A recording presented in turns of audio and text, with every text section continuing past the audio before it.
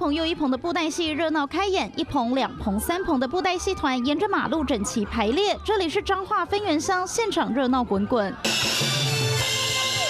除了布袋戏，还有歌仔戏在现场表演，在地的乡亲看得入迷。原来这是分园一间土地公庙，为了25周年的公庆，并且庆祝头牙，选在6号下午举办酬神大典。庙方一口气请来66团的布袋戏和1团歌仔戏，同时公演，场面壮观。平常时就较即届头个就平日啊，较无人，想啊煞来第迄个假日。嘛较闹热，60平做一届做安尼，互大家共同来参与安尼。今仔布袋戏有66平。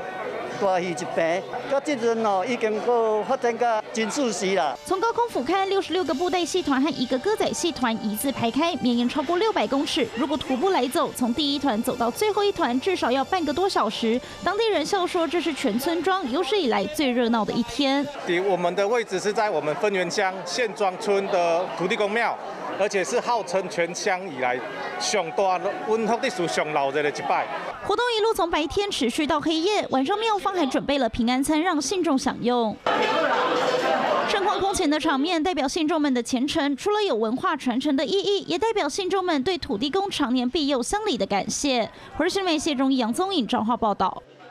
有事没事赶紧转开华视，还没有订阅华视的 YouTube 频道吗？赶紧按赞、订阅、开启小铃铛，我们华视 YouTube 见。